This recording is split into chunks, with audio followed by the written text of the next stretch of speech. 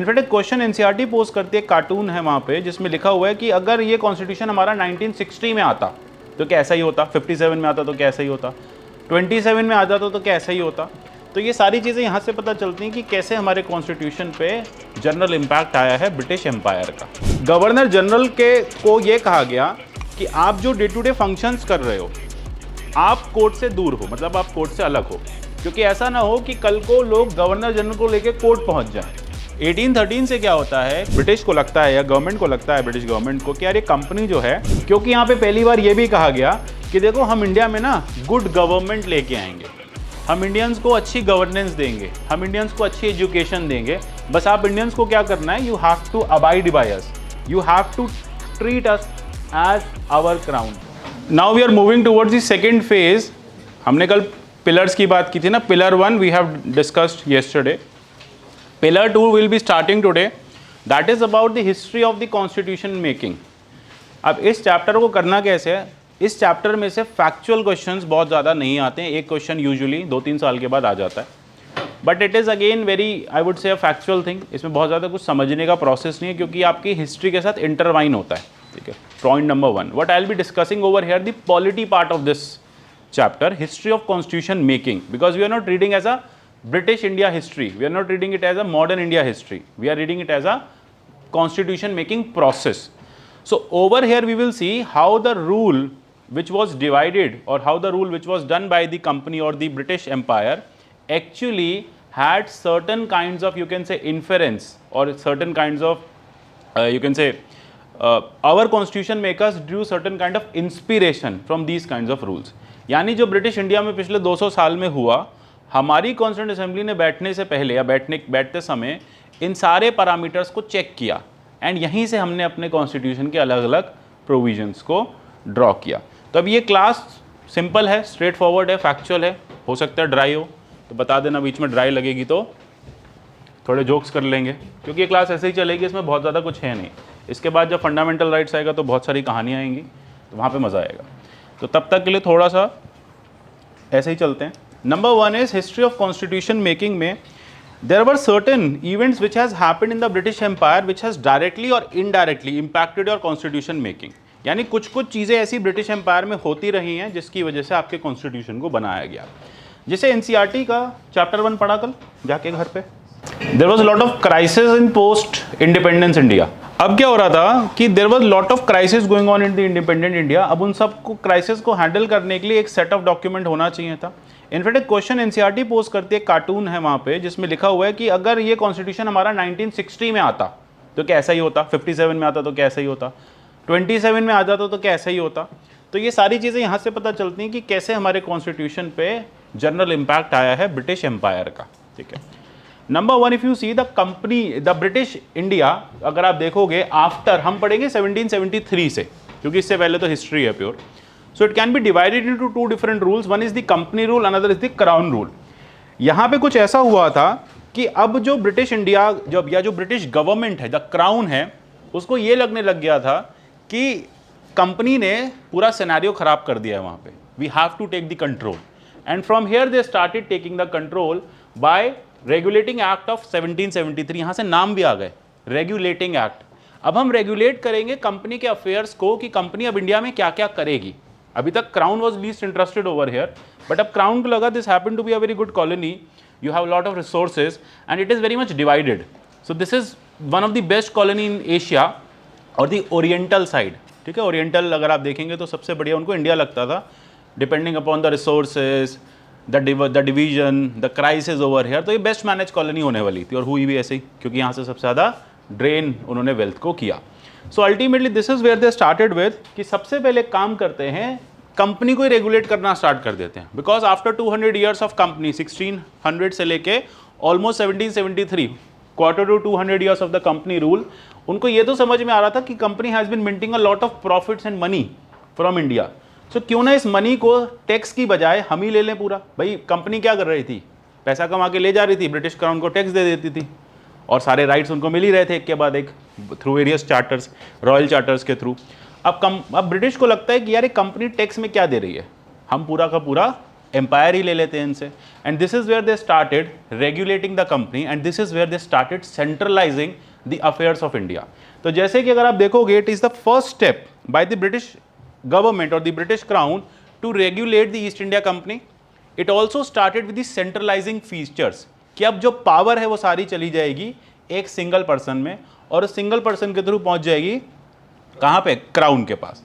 तो यहां पे आप देखो, it recognise for the first time that the political and administrative functions of the company shall prevail. यानी सबसे पहला फंडा ये है कि देखो इस कंपनी के पास कुछ अब पॉलिटिकल और एडमिनिस्ट्रेटिव फंक्शंस भी होंगे। अभी तक क्या थे भाई, कंपनी को पॉलिटिकल और एडमिनिस्ट्रेटिव फंक्शन से क्या करना था? अभी तक तो कंपनी सिर्फ आती थी, ट्रेड करती थी, चली जाती थी। उसको इंडिया की सिचुएशन से, इंडिया की पावर्टी से, इंडिया की प्रॉब्लम से, इंडिया के एडमिनिस्ट्रेशन से कोई लेना देना नहीं था। They were in confluence with the various princely states. Similarly this also started with the centralizing tendency. जैसे हमने कहा कि सबसे पहला जो फाउंडेशन, अगर जैसे latest in prelims they can ask you a fact कि कौन सा ऐसा एक्ट है, ये पीसीएस में बहुत पूछते हैं, कौन सा ऐसा एक्ट है जो सेंट्रलाइजिंग टेंडेंसीज के साथ पहली बार लाया गया था इंडिया में। So that is the regulating act of 1773। अब कैसे सेंट्रलाइजेशन हुआ ये इंपॉर्टेंट हो जाता है। जैसे governor general of Bengal, governor general of Bengal बनाए गए, और उनके अंडर बाकी governor generals of Madras, Bombay, इन सबको रख दिया गया। साथ ही साथ उनके साथ एक एग्जीक्यूटिव काउंसिल को भी क्रिएट किया गया। Executive council will be reporting to the governor general, it will be helping the governor general in managing the day to day affairs. अब हिस्ट्री का फैक्ट आ जाता है कि the governor general first is the Hastings, ठीक है। Second आ जाता है कि बॉम्बे और मद्रास के जो बाकी प्रेसिडेंसीज थी, उनके जो गवर्नर्स थे उनको इनके अंडर लगा दिया। तो यानी अभी तक जो गवर्नर इंडिविजुअली काम कर रहे थे वो अब सब एक अम्ब्रेला के अंडर आ गए, that is the governor general. इसके अलावा सेकेंड थिंग अगर आप देखेंगे इसमें, establishment of supreme court, this also happen to be an important function. Why? Because उनको लग रहा था कि जो रोज सिविल मैटर्स होते हैं या जितने भी कैलकाटा वाले एरिया के जो मैटर्स होते हैं, बंगाल के जो मैटर्स हैं, उन्हें कौन रिजॉल्व करेगा? You need to have a proper jurisdiction. ऐसा नहीं है पहली बार कोर्ट आया था, इससे पहले रीडर्स कोर्ट, दीवानी अदालत, सदर, ये सब स्टैब्लिश किया जा चुका था, but functions were only civil in nature, revenue collection. तो अब यहाँ पे लगता है फाइनली कि नहीं यार, एक फाइनल एक कोर्ट होना चाहिए, और वो कोर्ट क्या करेगा, एक सेंट्रलाइजिंग टेंडेंसीज के साथ बैठेगा, वो कोर्ट सारे मैटर्स को सुनेगा, और यहीं से सुप्रीम कोर्ट का स्टैब्लिशमेंट जो है वो देखा गया। तो आपका जो वैसे तो जो मॉडर्न सुप्रीम कोर्ट है वो 1935 के बाद आपको फाइनल दिखेगा, बट यहाँ से एक बात समझ में आ गई थी कि एक इंटीग्रेटेड हायरार्किकल जुडिशरी को स्टैब्लिश किया जा सकता है, जो फाइनल नोडल एजेंसी बनेगी of delivering the justice. Similarly British government ने यहाँ पे कंट्रोल जो है स्ट्रेंथन कर दिया, और कंट्रोल दो तरह से डिवाइड किया गया, एक आपके बोर्ड ऑफ डायरेक्टर्स होंगे, दूसरे आपके कोर्ट ऑफ डायरेक्टर्स होंगे, और वो क्या करेंगे, सारे political, non political, financial matters को टाइम टू टाइम कवर करेंगे। तो सिर्फ यही 4 पॉइंट्स 5 पॉइंट्स आपको पॉलिटी के हिसाब से पढ़ने हैं। लेकिन एज दे से हर एक्ट में कुछ ना कुछ चेंज करना पड़ता है, no act is you can say fool proof. तो थोड़े टाइम बाद लगा कि नहीं यार इस एक्ट में कुछ प्रॉब्लम्स हैं, so let us come with the amending act. इसी को फाइनल अमेंड किया गया, और उसमें फाइनल जो क्राइसिस थी उसको ठीक किया गया। जैसे सबसे पहले आप देखेंगे कि गवर्नर जनरल के को ये कहा गया कि आप जो डे टू डे फंक्शंस कर रहे हो, आप कोर्ट से दूर हो, मतलब आप कोर्ट से अलग हो, क्योंकि ऐसा ना हो कि कल को लोग गवर्नर जनरल को लेके कोर्ट पहुंच जाएं कि चलो चलो आपको सू करते हैं हम। भाई एक तरफ तो आप जुडिशरी की बात कर रहे हो, अब जुडिशरी में आप अब यहाँ पे सुप्रीम कोर्ट में किसको ले जा सकते हो? गवर्नमेंट को। You can drag your government to the court ultimately. तो ये उनको डर लगने लगा यार, होने लग गया था कि लोग जो है गवर्नर जनरल के एक्शंस को स्यू करने लग गए थे ऑफिशियल कैपेसिटी की। अब लेटर से गवर्नर जनरल ने कोई डिसीजन लिया, डिसीजन की वजह से loss of life, loss of material, loss of property हो गया, तो अब क्या होगा फिर? चलो कोर्ट। बोले नहीं, गवर्नर जनरल को इम्यून रखेंगे, नहीं तो फिर ऐसे काम कैसे करेगा? गवर्नर जनरल ऐसे काम ही नहीं कर पाएगा। तो वो ऑफिशियल कैपेसिटी में लिया हुआ कोई भी डिसीजन कोर्ट उस पर हावी नहीं होगा, एंड अल्टीमेटली जो कोर्ट का जुरिस्डिक्शन है उसको फाइनली हटा दिया गया। नेक्स्ट आगे चलते हैं। ये एक्ट ऐसे ही चलता रहा, इसमें और अमेंडमेंट्स किए, रेवेन्यू मैटर्स को लेके सारे जुरिस्डिक्शन जो है उस पर भी कोर्ट को हटा दिया गया। मतलब अल्टीमेटली ये है कि कोर्ट जो है वो सिर्फ और सिर्फ मौकरी के लिए क्रिएट किया गया, कि ठीक है there shall be the court. अब ये समझो कि आज सुप्रीम कोर्ट है, गवर्नमेंट कहती है आप हमें सुप्रीम कोर्ट लेके नहीं जा सकते, आप सुप्रीम कोर्ट में हमारे अगेंस्ट कोई लॉ नहीं ला सकते, कोई भी कंप्लेंट नहीं ला सकते। तो सिमिलरली इसी तरह से प्लस रेवेन्यू फंक्शंस में आप सुप्रीम कोर्ट नहीं जा सकते, या सुप्रीम कोर्ट रेवेन्यू मैटर्स में नहीं देखेगा, गवर्नमेंट के फाइनेंसेस में नहीं देखेगा। तो फिर क्या होगा इससे? अल्टीमेटली जो ब्रिटिश गवर्नमेंट है वो स्ट्रेंथन होती जा रही है और देश को लॉलीपॉप मिल गया सुप्रीम कोर्ट का कि you keep the supreme court with you provided it doesn't have much voice और jurisdiction in certain executive matters, governor general के मैटर्स और फाइनेंशियल मैटर्स। क्लियर है? अब नेक्स्ट जो इसके बाद चेंज लाया गया, यहाँ से ना कहा जाता है कि सीड्स ऑफ कम्युनलिज्म भी सो कर दिए गए थे। कैसे? अब देखो ब्रिटिशर्स ने ये कहा है बेस्ट पार्ट ये है divide and rule, this is the best way. अब लोग कहते हैं कि कम्युनलिज्म के जो रूल्स जो सीड्स हैं वो आपको 19th सेंचुरी से ज़्यादा दिखेंगे, but ultimately you will see कि यहाँ से ब्रिटिश गवर्नमेंट ने क्या किया या फिर कोर्ट्स ने क्या किया, सुप्रीम कोर्ट्स ने, वो कहते हैं कि जो मुस्लिम फॉलोअर्स हैं रिलीजन के, उनको हम मुस्लिम लॉ से ट्रीट करेंगे और जो हिंदू फॉलोअर्स हैं उनको हम हिंदू लॉ से ट्रीट करेंगे। मतलब आप अपने अपने लॉज, अपने अपने कस्टम्स को ऊपर रखो, यानी कहीं भी यूनिफॉर्मिटी नहीं लाई जाएगी।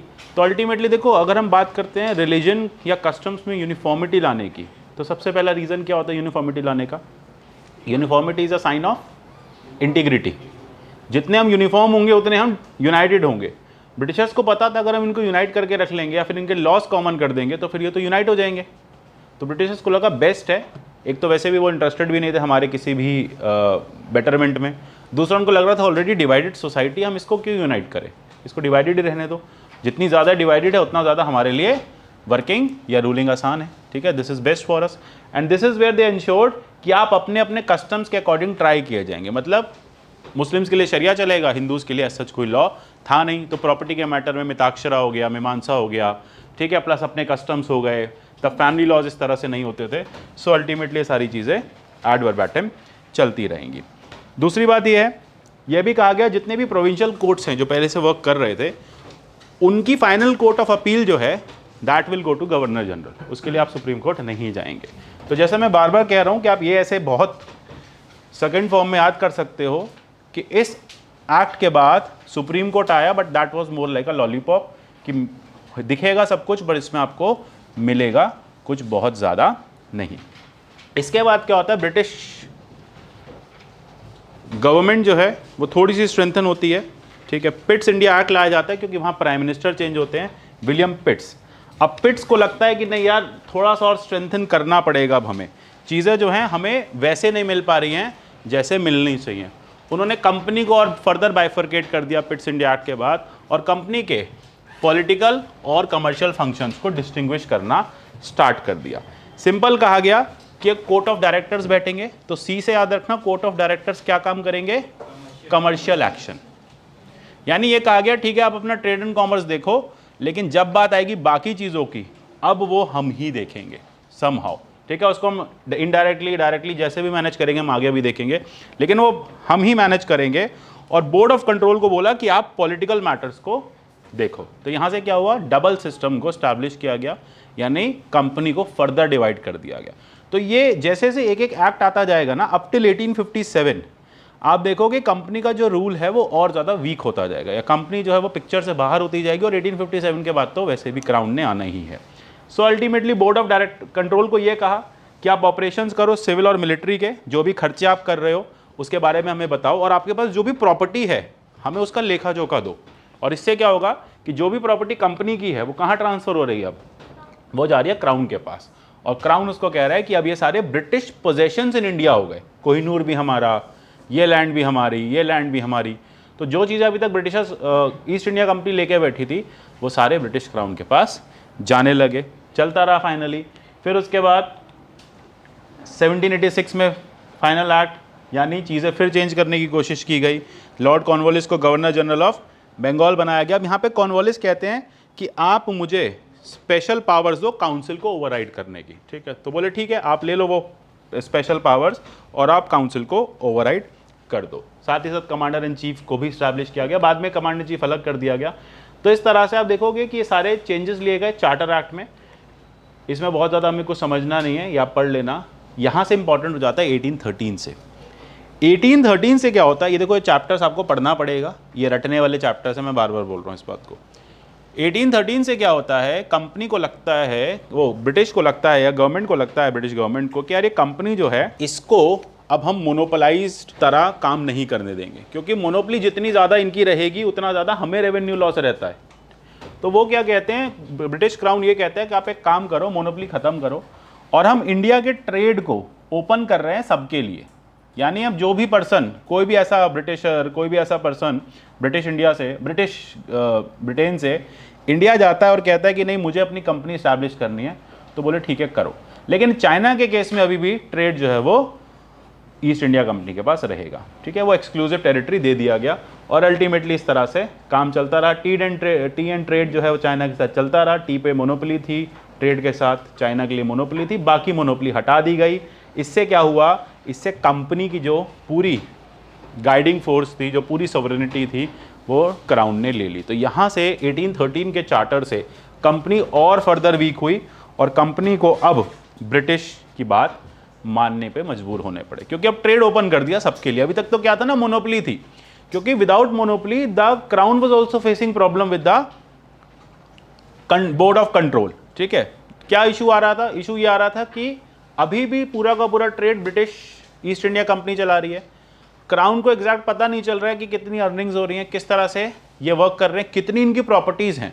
वो कह रहे बेस्ट तरीका ये है ट्रेड सबको दे दो, क्योंकि जब सबको रहेगा तो कॉम्पिटिटिव होगा और बिडिंग बेसिस पे होगा। तो जो सबसे ज़्यादा बिड लगाएगा वो ट्रेड करेगा और हमें सबसे ज़्यादा पैसा ब्रिटिश रेवेन्यू में लेके आएगा। सो दिस इज़ वेयर इस तरह से इसको फाइनली मोनोपोली एंड करके इसे कमर्शियलाइज कर दिया गया। और अल्टीमेटली इसके बाद क्या आता है, 1833 का एक्ट। मोनोपोली चाइना के साथ ईस्ट इंडिया कंपनी का रहेगा, टी ट्रेड में रहेगा, और बाकी चीज़ों में ओपन ट्रेड रहेगा। चाइना के साथ ना, China was a very complex country. यही एक रीज़न है कि तिब्बत, जब वो आप इंटरनल सिक्योरिटी में भी देखोगे, पोस्ट इंडिपेंडेंस में भी देखोगे कि चाइना के साथ इनको प्रॉब्लम ये आ रही थी कि रिलेशन स्टैब्लिश नहीं हो पा रहे थे, और चाइना एकदम से फोर फ्रंट पे ये मतलब आना नहीं चाहता था इनके साथ, ब्रिटिश के साथ। और ब्रिटिश को ऐसा लगता था कि चाइना को मेंटेन सिर्फ ईस्ट इंडिया कंपनी ही, क्राउन कहता था ईस्ट इंडिया कंपनी ही कर सकती है, क्योंकि वो बहुत पहले से ट्रेड चला रहे हैं। एक तो वहाँ की जोग्राफिकल फैक्टर्स, रीच, और चाइनीज़ जो डायनेस्टी थी उसकी वजह से उनको ये लगा कि कोई भी पर्सन नॉर्मल वहाँ जाके ट्रेड नहीं कर पाएगा, और आपको नॉर्थ ईस्ट से वहाँ की एक्सेसिबिलिटी माउंटेन रीजन से करनी थी। तो इनका ट्रेड पहले से इस्टेब्लिश था, तो इसको वो नहीं छेड़ना चाहते थे। उनको लगा इसको छेड़ के कोई फ़ायदा नहीं होगा, नॉर्मल ट्रेड जो है वो सबके लिए ओपन कर देते हैं, चाइना वाला ट्रेड जो कर रहा है उसको करने दो, क्योंकि चाइना में बहुत ज़्यादा इंटरेस्ट भी नहीं था। ये रीज़न है कभी भी ना आगे जाके भी ब्रिटेन नेपाल और तिब्बत को एनेक्स नहीं करेगा, क्योंकि उसका कोई इंटरेस्ट नहीं है वहाँ पे। क्राउन का कोई इंटरेस्ट नहीं था उस एरिया में। क्राउन का कश्मीर में इंटरेस्ट नहीं था, कश्मीर को भी एनेक्स नहीं करेंगे कभी। रेवेन्यू के साथ ना प्रॉब्लम क्या होता है कि जो इन एरियाज़ में आप कॉस्ट बेनिफिट एनालिसिस देखो, अगर आप 100 रुपीज़ अर्न कर रहे हो तो उसके लिए आप 90 रुपीज़ खर्च भी कर रहे हो। तो लगा यार ये लोग कर रहे हैं ना, करने दो, कोई फ़ायदा नहीं है। हमारे पास ओपन लैंड है पूरा इंडिया का, हम वहाँ पर चलाते हैं। ये आप जब, वही मैं कह रहा हूँ, देखोगे ना तो कश्मीर में भी ब्रिटिशर्स का इंटरेस्ट नहीं था। कश्मीर में क्या हुआ, जब कश्मीर सिख के पास चला गया 18वीं सेंचुरी में, तो उसके बाद जब सिख एंग्लो वॉर होती है, पढ़ लिया होगा एंग्लो सिख वॉर, हाँ ठीक है, तो रंजीत सिंह जीत जाते, वो हार जाते हैं, लेकिन फिर भी ब्रिटिशर्स कहते हैं रख लो, हार भी गए हो रख लो, हमें किराया देते रहना इसका, है ना। और फिर गिलगिट बल्तिस्तान में अपना गवर्नर भेज देते हैं, बोले वो हम ऑपरेट कर लेंगे और बाकी कश्मीर आप ऑपरेट कर लो, लेकिन एज अ सुजरेनिटी हमारे ही अंडर रहेगा, ऑपरेट आप करो, क्योंकि हमारा इंटरेस्ट ही नहीं है। तो सेम प्रॉब्लम ना यहाँ पे ट्रेड के साथ थे।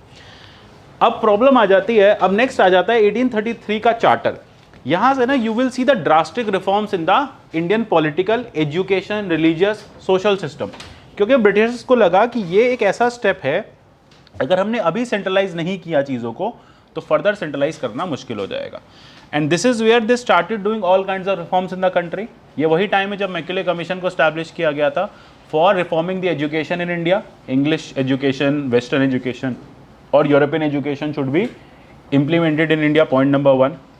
Similarly, India should be run by various laws. Criminal law को लाने की बात की गई, तो ना 1835, 1836 से आईपीसी को भी लिखना शुरू कर दिया, जो 1860 में इम्प्लीमेंट होगा जाके। एजुकेशन रिफॉर्म्स किए, और सबसे ज़्यादा जो यहाँ पे किया वो था centralisation of the British India. मतलब कंप्लीटली अब ये कह दिया कि अब ये ब्रिटिश इंडिया है, मतलब अब कंपनी वंपनी गई बाहर, अब हम ही सब कुछ चलाएंगे। बस ये लास्ट एक तरह से कह सकते हैं कि कंपनी के 20 साल रह गए थे और जैसे ही 1857 का रिवोल्ट होगा कंपनी को उठा के बाहर फेंक दिया जाएगा। So this is we can say governor general of Bengal को गवर्नर जनरल ऑफ इंडिया, क्योंकि अब यहाँ पे कंपनी भी एक्सपैंड, ब्रिटिश क्राउन भी एक्सपैंड हो रहा था और ज़्यादा सुजरेनिटी अपने साथ आ रही थी। अभी जो हम मद्रास और बॉम्बे तक सीमित थे, अब हमारे पास और ज़्यादा एरियाज आ रहे थे, ठीक है। अब इसके बाद फाइनली, और ये वही टाइम है जब वॉर्स हो रही थी, डॉक्ट्राइन ऑफ लैप्स के थ्रू और ज़्यादा एरियाज अपने साथ लाते जा रहे थे। पढ़ लिया होगा ना सारा, ठीक है। तो यही रीज़न था कि ब्रिटिश को लगा ये बहुत सही टाइम है, अगर अभी सेंट्रलाइज नहीं किया तो फिर कोई फ़ायदा नहीं है इतने सारे लैब्स वैब्स चलाने का, ये सारी टेरिटरीज फिर से वापस चली जाएंगी। तो इस टेरिटरी को सेंट्रलाइज करना काफ़ी ज़्यादा एसेंशियल हमारे लिए है। And this is where they also started making certain educational reforms, religious reforms, so and so forth, all kinds of reforms। चलो रिफॉर्म्स के थ्रू भी इन लोगों को थोड़ा सा कैरेट देते हैं, और स्टिक के लिए तो हमारे पास सेंट्रलाइजेशन टेंडेंसीज हैं। फाइनली यहीं पे ब्रिटिश ने एक और चेंजेस किया रिलीजन के नाम पे। उन्होंने इसके बाद मिशनरीज ऑफ चैरिटी को भी अलाउ करना शुरू किया कि आप भी आओ और आके अपना रिलीजन को यहाँ पे प्रॉस्पर करो, प्रोलिफरेट करो। फिर इसके 20 साल बाद फिर से चार्टर आता है 1853 में। चार्टर में बहुत ज़्यादा चीज़ें नहीं थी, यूपीएससी आ गया था, open exam, UPSC as an exam civil services का ओपन सिस्टम हो गया था। इंडियंस को बोला आप भी पढ़ाई करो, एग्जाम दो, ठीक है। पहले कौन सिविल सर्वेंट थे, नाम पढ़ लिया होगा, सत्येंद्र नाथ, आगे बोस टैगोर, आधे टैगोर कह रहे हैं, आगे बोस कह रहे हैं, तो फिर डिसाइड कर लो, ठीक है। देन उसके बाद कौन था, आपने हिस्ट्री पढ़ी है, मैंने नहीं पढ़ी, मैं बस पूछ सकता हूँ, बताना आपको है, ठीक है। देन उसके बाद फाइनली चार्टर एक्ट 1853 में आता है। 1853 होना ही था इम्प्लीमेंट कि आपको वॉर होती हुई दिख गई। एंड अल्टीमेटली बहुत ज़्यादा चीज़ें इसमें, रिप्रेजेंटेशन की बात की गई, सेंट्रल लेजिस्लेटिव काउंसिल में इंडियंस को रखेंगे। यहाँ पे थोड़े थोड़े वही कैरेट, अब देखो 33 के बाद कैरेट देना स्टार्ट कर दिया इंडियंस को, क्योंकि अब लग रहा था ना कि क्राउन आ गया। अभी तक तो ईस्ट इंडिया कंपनी थी, अब क्राउन आ गया, तो फिर क्राउन आने की वजह से कॉलोनाइजेशन का जो कॉन्सेप्ट है और ज़्यादा कॉन्क्रीट हो गया। अभी तक आप ट्रेड कॉलोनी थे, अब आप कंप्लीट कॉलोनी बन गया, एडमिनिस्ट्रेटिव कॉलोनी, लेजिस्लेटिव कॉलोनी, हर तरह से you are under the suzerainty of the British crown, ठीक है। तो अब लगा कि नहीं यार, सिर्फ स्टिक से काम नहीं चलेगा, थोड़ा थोड़ा कैरेट देते रहते हैं। और यहाँ से आपको ना कैरेट देना दिखेगा, चलो एग्ज़ाम भी दे लो, चलो आप काउंसिल में भी आके बैठ जाओ, चलो थोड़े दिन बाद वोट भी दे देना, या अपना कम्युनल इलेक्टोरेट भी ले लेना। तो इस तरह से चीज़ें जो हैं अब इंडियंस के फेवर में थोड़ी थोड़ी आएंगी। और 1857 का जो रिवोल्ट हुआ उसके बाद चीज़ें एकदम से चेंज हो गई। ब्रिटिशर्स ने सोचा नहीं था इतना ड्रास्टिक चेंज आएगा, दे वर थिंकिंग ऑफ कि we will change it simultaneously, but because of this revolt of 1857 फॉरन 1858 में अब चीज़ें चेंज की गई बहुत जल्दी। बोले क्योंकि अगर अभी चेंज नहीं किया तो अनदर रिवोल्ट विल कम, और माना जा रहा था 57 के बाद शायद बहुत जल्द दूसरा रिवोल्ट होगा, बट 90 साल बाद हुआ, क्योंकि 90 साल अब ब्रिटिशर्स ने एक सीख ले ली थी इंडिया से कि कैसे यहाँ पे अब आपको डिवाइड एंड रूल की पॉलिसी को फाइनली इंप्लीमेंट करना है। And this is where they came up with government of India act of 1858। तो यहाँ से अब गवर्नमेंट ऑफ इंडिया एक्ट आएगा।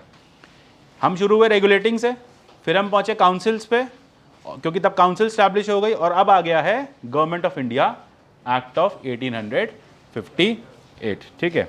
या क्यों government of India act, because अब ब्रिटिश ने इंडिया में अपनी गवर्नमेंट स्टैब्लिश कर ली है। एंड यहाँ से अब चीज़ें चलेंगी, एंड फर्दर आप देखोगे टाइम टू टाइम चेंजेस होंगे, क्योंकि यहाँ पे पहली बार ये भी कहा गया कि देखो हम इंडिया में ना गुड गवर्नमेंट लेके आएंगे, हम इंडियंस को अच्छी गवर्नेंस देंगे, हम इंडियंस को अच्छी एजुकेशन देंगे। बस आप इंडियंस को क्या करना है, you have to abide by us, you have to treat us as our crown, ठीक है। तो हम यहाँ पे, ये फोटो नहीं है वैसे, ये तब थी भी नहीं, बट आपको क्या करना है, अब आपको हमारी बात माननी है और आपको हमारे अकॉर्डिंग काम करना है।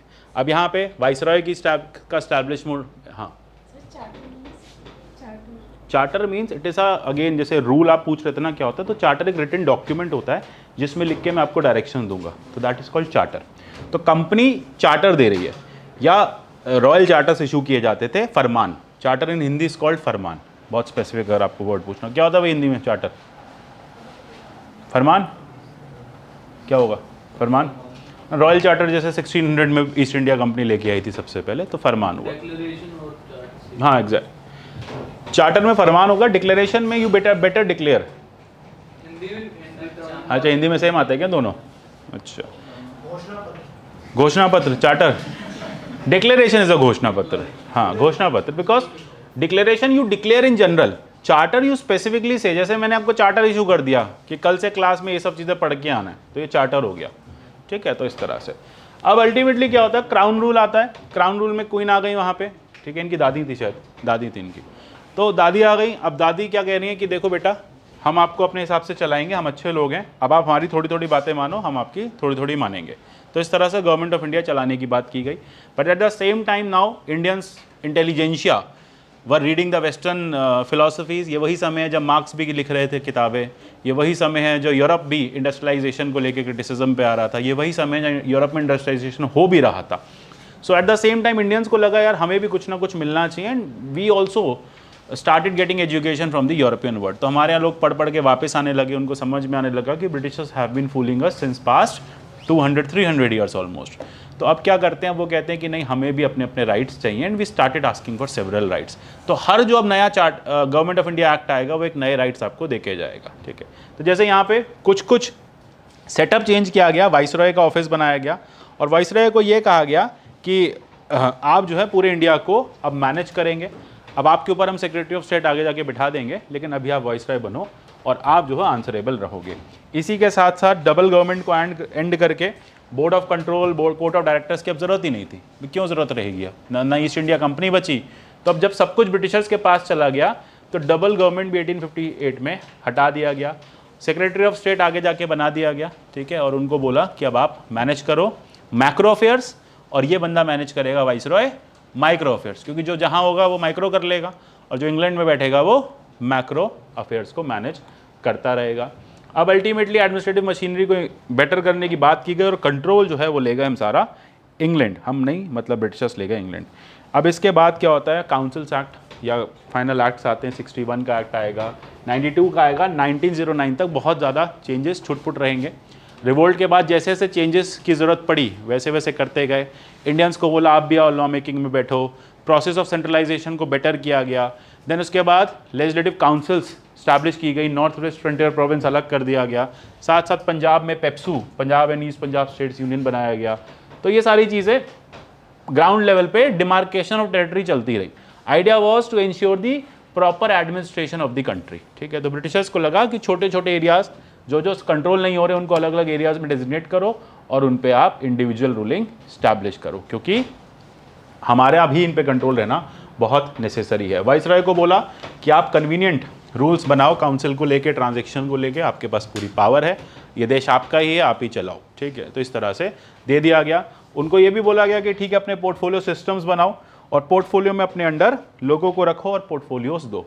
इसी पोर्टफोलियो सिस्टम से आज आपका काउंसिल ऑफ मिनिस्टर का कॉन्सेप्ट स्टैब्लिश किया गया है। तो यहाँ से हमें देखना स्टार्ट होता है। देन उसके बाद वाइसरॉय को बोला अब आप ऑर्डिनेंस की पावर भी रखो, क्योंकि लेजिस्लेटिव काउंसिल बनानी है तो काउंसिल के ऊपर भी कोई पावर होनी चाहिए एडिशनल। तो इनको बोला कि ठीक है आपके पास, वाइसरॉय के पास, यानी वाइसरॉय का जो ऑफिस है वो रिफ्लेक्ट होगा प्रेसिडेंट ऑफ इंडिया के ऑफिस में आगे जाके, ठीक है। उनको बोला गया कि ठीक है आप ऑर्डिनेंस की पावर रखो, if you think something is very imminent, very important, आप ऑर्डिनेंस ले आओ, काउंसिल का वेट मत करो। यानी फंडा ये है कि एक तरफ काउंसिल में कह रहे हैं इंडियंस को आके बैठो, लेकिन पावर्स जो है वो शिफ्ट कर रहे हैं टाइम एंड अगेन वाइसरॉय के पास। तो वही कैरेट एंड स्टिक पॉलिसी आपको यहाँ से दिखने लगेगी, और इसी तरह से जो ट्रांजेक्शन्स हैं वो हो रहे हैं। फिर non official members additional, then central provincial. Non official मतलब ऐसे मेंबर्स जो उस ऑफिस के नहीं हैं लेकिन इस ऑफिस में बैठ सकते हैं, ठीक है। तो ऑफिशियल हुआ जैसे ईस्ट इंडिया कंपनी का, ब्रिटिश गवर्नमेंट का कोई पर्सन है वो ऑफिशियल हो गया। नॉन ऑफिशियल कोई ऐसा non Indian, non British person जो कोई यूरोपियन है वो आके बैठ सकता है और इस ऑफिस को चला सकता है। तो इस तरह से बाइफर्केशन हुआ, बजट का कॉन्सेप्ट आया, काउंसिल्स के सेंट्रलाइजेशन का आया, ये सब देखते रहना, इसमें कुछ नहीं। Municipalities, universities, so development process started in early 1890s, late 1890s से डेवलपमेंट प्रोसेस जो है वो स्टार्ट होने लग गया, 1892 से इनफैक्ट। फाइनली क्या होता है इसके बाद, 1909 पे चलते हैं।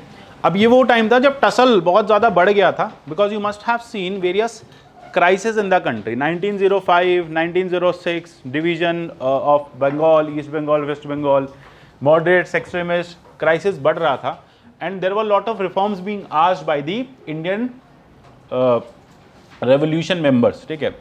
तो इंडिपेंडेंस के जो हमारे लोग थे उन्होंने कहा कि नहीं हमें ये पावर चाहिए, हमें वो पावर चाहिए, तो बोले ठीक है, मॉर्ले और मिंटो बोलते हैं मिलके एक काम करते हैं, एक रिफॉर्म लेके आते हैं। अच्छा, ये वो टाइम है जब इंडिया में पार्लियामेंट भी इस्टेब्लिश की जा रही थी, एफिशिएंट वर्किंग भी इस्टेब्लिश की जा रही थी, ब्यूरोक्रेसी इस्टेब्लिश हो चुकी थी, वोटिंग के राइट देने की बात की जा रही थी, तो फिर फाइनली मॉर्ले मिंटो रिफॉर्म्स आते हैं। अब यहाँ से चीज़ें इंपॉर्टेंट है क्योंकि मेंस में क्वेश्चन यहाँ से 1909, 1919, 1935 दे कैन आस्क, क्योंकि 1935 के लिए they have directly asked a question in mains examination. तो 09 और 19 भी पूछा जा सकता है, यहाँ नहीं पूछेंगे तो हिस्ट्री में पूछेंगे।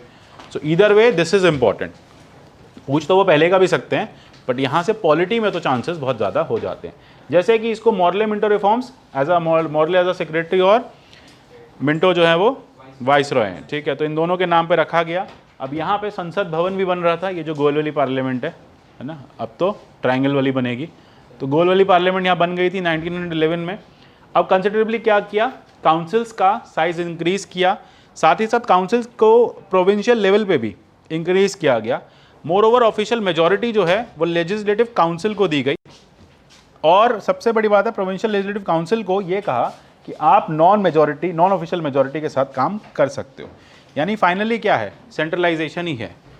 जो सेंटर पे गवर्नमेंट बैठी है उसके पास मेजॉरिटी है, जो नीचे गवर्नमेंट बैठी है उसको कोई मेजॉरिटी नहीं दी जा रही है। सबसे इंपॉर्टेंट फंक्शन है डेलिबरेटिव फंक्शंस। यहाँ से ना कहा जाता है इंडिया में डेमोक्रेसी भी स्टैब्लिश हुई डेलिब्रेशन के साथ, कि now law making shall be with the help of deliberations. How come, because the members can ask various questions. तो आपके पार्लियामेंट की बहुत ज़्यादा फंक्शनिंग जो है वो आज भी यहाँ से दिखेगी, asking supplementary questions, raising doubts, ठीक है, giving written answers, non supplementary questions, budget resolutions, तो बहुत सारे टूल्स आपको यहाँ से दिखने लग जाएंगे। साथ ही साथ इंडियंस को ये भी कहा गया कि आप भी जो है एग्जीक्यूटिव काउंसिल्स के साथ एसोसिएट हो, आप काउंसिल्स में बैठो और अल्टीमेटली क्वेश्चंस को पुट अप करो, लॉ मेकिंग में हमारी हेल्प करो।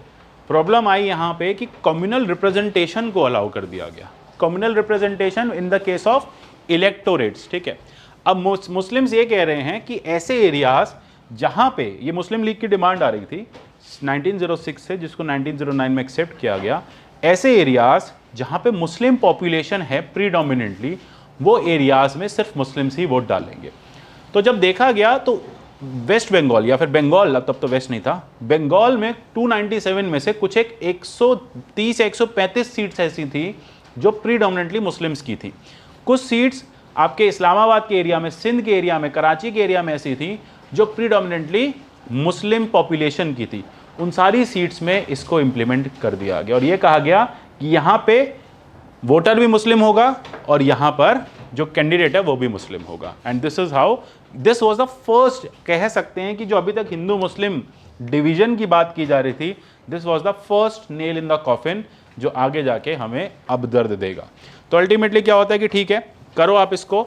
और ये भी कहा जाता है, इनफैक्ट अगर कभी क्वेश्चन आपके उसमें बहुत आ सकता है ये वाला स्टेटमेंट, पीसीएस में, फादर ऑफ कम्युनल इलेक्टोरेट कौन है, तो लॉर्ड मिंटो को कहा जाता है कि आपने कम्युनलिज्म को लीगलाइज कर दिया। तो कम्युनलिज्म, यू अंडरस्टैंड, आज तो वैसे ही आजकल ये वर्ड इज वेरी प्रोमिनेंट। नहीं, ऐसा नहीं था, आगे जाके जब वोटिंग राइट मिलेगा ना वो लैंड प्रॉपर्टी के आधार पे मिलना स्टार्ट हो जाएगा। तो फिर वो लोग तो वोट दे ही नहीं पाएंगे अगर यहाँ से देने के लिए बोला ना, करो वोटिंग, तभी तो होगा। यही है फंडा कि उनको माइनॉरिटी, देखो माइनॉरिटी मेजॉरिटी बोल के वोटिंग का इशू नहीं था, वोटिंग का राइट उन लोगों के पास था जो एजुकेटेड थे। 1921 में उन लोगों को मिलेगा जिनके पास कुछ सर्टेन अमाउंट ऑफ लैंड थी। देखो, there is a concept of adult franchise and there is a concept of universal adult franchise. Adult franchise means we are a adult according to the law, जो भी law आपका कहता है, 21 साल थी पहले, 18 साल है, तो वो अपना फ्रेंचाइज प्रैक्टिस कर सकता है। Franchise means where you can decide whom you want to vote, वो होता है adult franchise. When that adult franchise is given universally across the nation without any eligibility criteria except the adult, वो क्या बन जाता है, यूनिवर्सल एडल्ट फ्रेंचाइज। मतलब adult franchise मतलब हर वो इंसान जो 18 से ऊपर का है वो वोट करेगा, लेकिन हम बताएंगे कि वो 18 के ऊपर का भी कौन कौन वोट करेगा, जिसने बीए की डिग्री ली है, जिस पे 2 एकड़ लैंड है, जो अमीर है, जिसका बिजनेस है। ये हो गया आपका एडल्ट फ्रेंचाइज, जैसे कि वेस्ट में चल रहा था, वुमेन्स को वोटिंग राइट नहीं थे 1925 तक।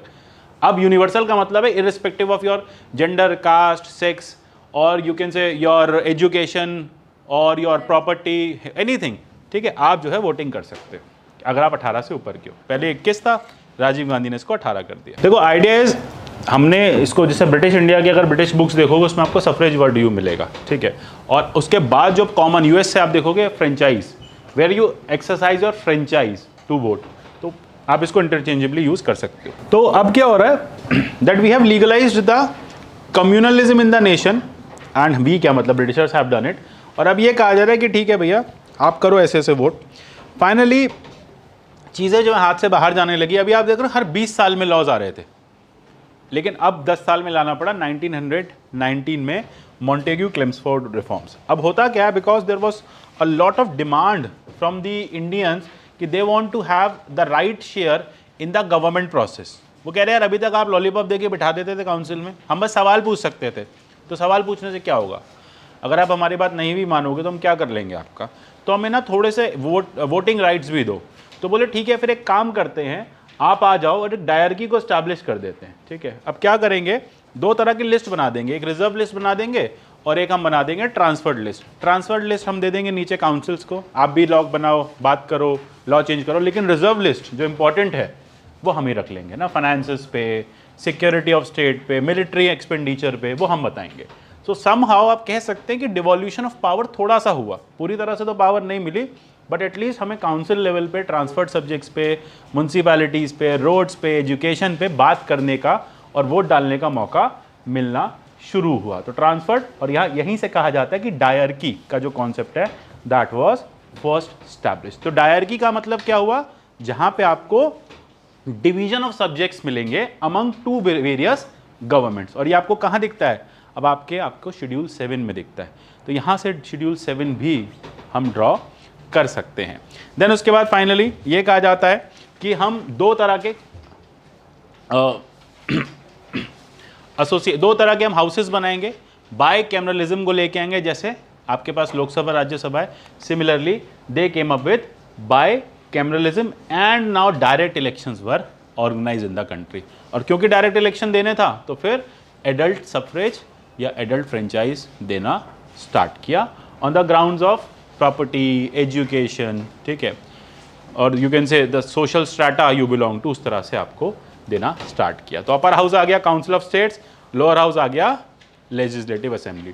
तो कभी क्वेश्चन आए राज्यसभा और लोकसभा कौन से ब्रिटिश इंडिया एक्ट से अपने आप को ड्रॉ करती हैं, या फिर कहाँ से हमें वो सैम्पल फॉर्मेट मिला, तो हमें 1919 से वो मिल गया था और वहाँ से हमने उसको इम्प्लीमेंट कर दिया, ठीक है। उसके बाद एग्जीक्यूटिव काउंसिल में वाइसरॉय की पावर ऊपर रखी गई। फंडा देखो अभी भी यही था कि वाइसरॉय जो है वो फाइनल चीज़ों को डिसाइड कर पाएंगे। Then granted franchise on the limited, property tax, education, new office of high commissioner of India, यानी इससे क्या हुआ कि चलो इंडिया का एक एम्बेसी जो है वो यूएसए में या सॉरी यूके में लगेगी। Then central public service commission, recruitment start हो गया। ये सारी चीज़ें रट लेना, इसमें कुछ ऐसा है नहीं। फाइनली आता है एक ऐसा एक्ट जो कहा जाता है आपकी गवर्नमेंट ऑफ इंडिया एक्ट 1935 से आपका ऑलमोस्ट 50% कॉन्स्टिट्यूशन ड्रॉ हुआ है, बट ये एक ऐसा एक्ट है जो कभी इंप्लीमेंट नहीं हो पाया, क्योंकि इसके बाद सिनेरियो कंट्री में बहुत चेंज हो चुका था। सेकेंड वर्ल्ड वॉर होने वाली थी, हो रही थी, क्राइसिस हो रहा था जर्मनी में, यूरोप में क्राइसिस स्टार्ट हो चुका था, इंडियन मूवमेंट काफ़ी ज़्यादा स्ट्रॉन्ग हो चुका था, स्ट्रेंथन हो चुका था। जैसे पहले इंडियंस को ब्रिटिशर्स की ज़रूरत थी, ब्रिटिशर्स को इंडियन आर्मी की ज़रूरत थी, जिससे कि वो जब जापानीज़ फ्रंट पे लड़ सके, जिससे कि उनको यूरोप ले जा सके। तो ये काफ़ी अच्छे रिफॉर्म्स लाने की कोशिश की गई थी, बट अगेन ये बहुत ज़्यादा बेनिफिशियल आपको नहीं थे क्योंकि इम्प्लीमेंट नहीं हुए। लेकिन हाँ, ये बहुत हेल्पफुल रहे for the constituent assembly, so that they can introduce the constitution in the India. और यहीं से हमने सारे फीचर्स ले लिए, जैसे कि अब हम फीचर्स यहाँ से इंपॉर्टेंट हो जाता है। ऑल इंडिया फेडरेशन, ठीक है, जैसे फेडरल सिस्टम को स्टैब्लिश किया गया। Provinces and princely states as unit, यानी ऊपर सेंटर होगा, प्रोविंसेस बनेंगी और प्रिंसली स्टेट्स बनेंगे। These princely states were finally got the recognition as a part of the British India, कि अब आप ब्रिटिश इंडिया के अधीन काम करोगे। एक चैम्बर ऑफ प्रिंसेस बनाया गया जिसको वाइसरॉय हमेशा एड्रेस करते हैं, ठीक है। तो वाइसरॉय को बोला आप प्रिंसली स्टेट से भी कांटेक्ट रखो और आप काउंसिल्स के साथ भी अपना काम काउंसिल्स के थ्रू करो। तो प्रिंसली स्टेट्स जो हैं वो अनडेमोक्रेटिक वे में मोनार्की की तरह ऑपरेट हो रही हैं, और पैरेलल क्या चल रहा है, आपकी प्रोविंसेस। जैसे कि जब ब्रिटिश भारत छोड़ के जाएंगे तो भारत दो हिस्सों में बटा हुआ है, अभी पाकिस्तान नहीं बना है। सबसे पहला जो पार्ट है वो एरिया जो डायरेक्ट ब्रिटिश कंट्रोल में था, दूसरा है वो एरिया जो प्रिंसेस के कंट्रोल में था। तो यहाँ पे दो तरह की गवर्नमेंट अब स्टैब्लिश होगी, लेकिन दोनों रिपोर्ट किसको कर रहे हैं? वाइसरॉय को।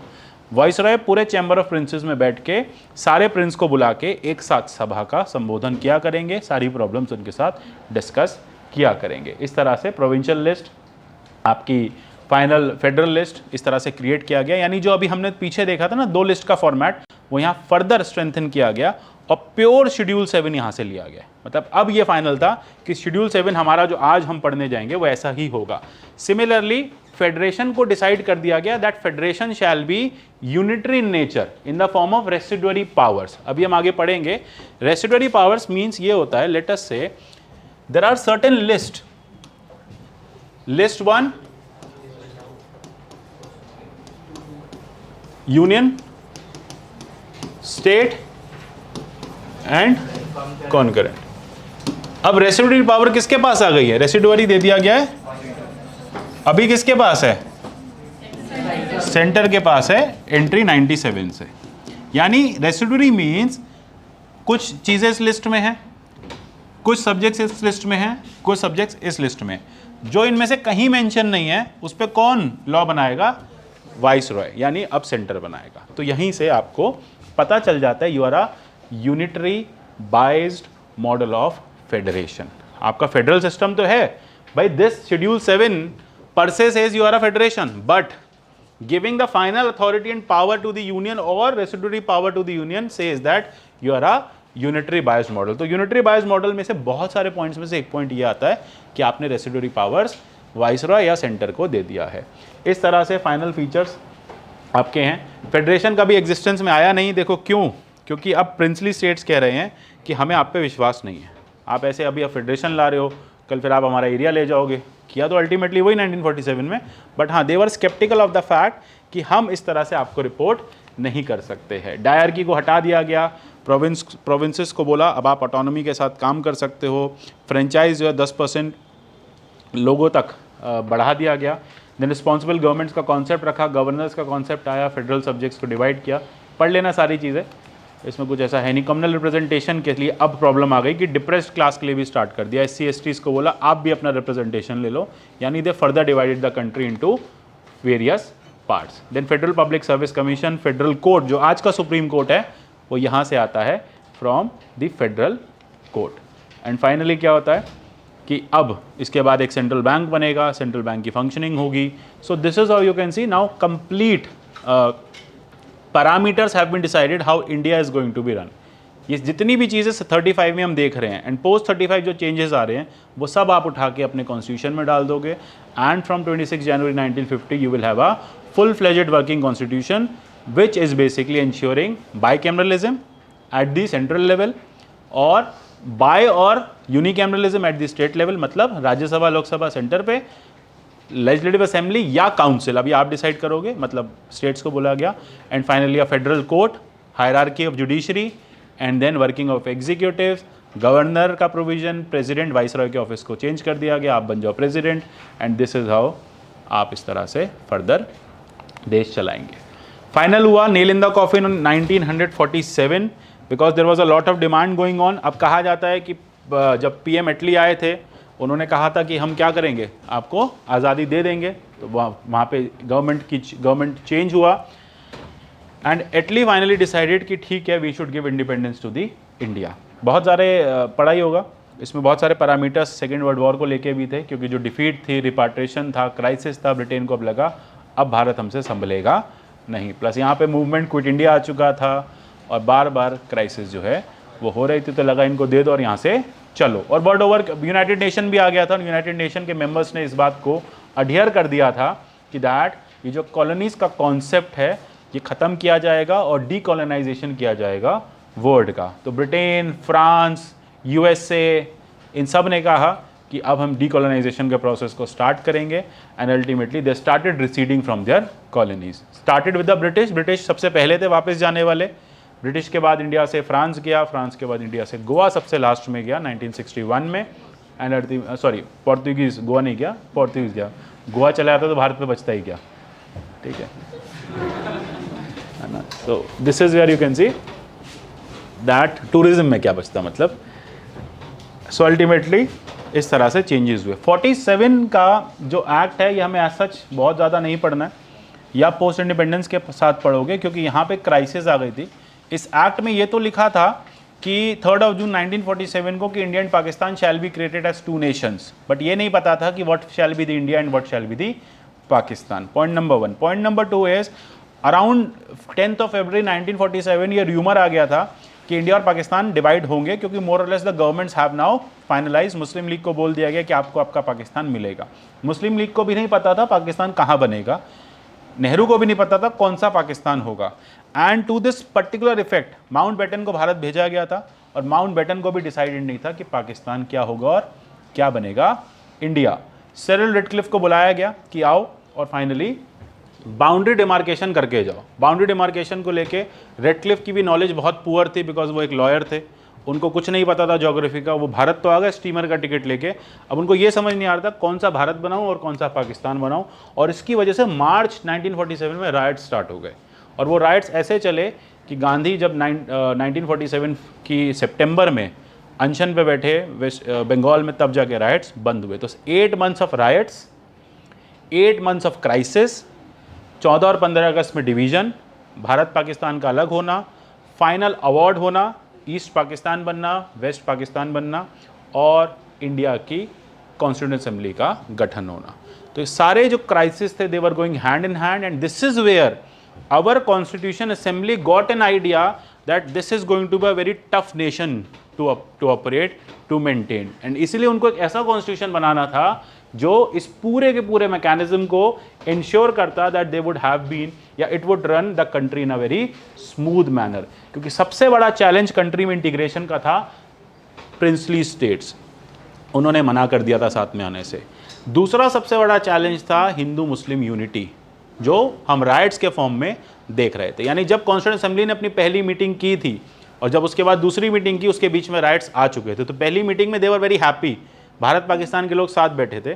दूसरी मीटिंग आते आते पाकिस्तान अलग हो गया था, उनको अपनी कॉन्स्टिट्यूंट असेंबली मिल गई थी और हमें अपनी कॉन्स्टिट्यूंट असेंबली मिल गई थी। तो यानी सबसे बड़ा चैलेंज था यूनिटी मेंटेन रखना, फ्रेटर्निटी मेंटेन रखना, और इंडिपेंडेंस को इंश्योर करना। And this is where the whole idea of constitution which you have now was being written in the country. और यहाँ से इस चैलेंज को फर्दर एक्सेप्ट करते हुए, अडॉप्ट करते हुए, they started working. They work for around 2.25 to 3 years, and finally they wrote the or signed the constitution in November 49 and implemented in 1950s January. Clear हो गया?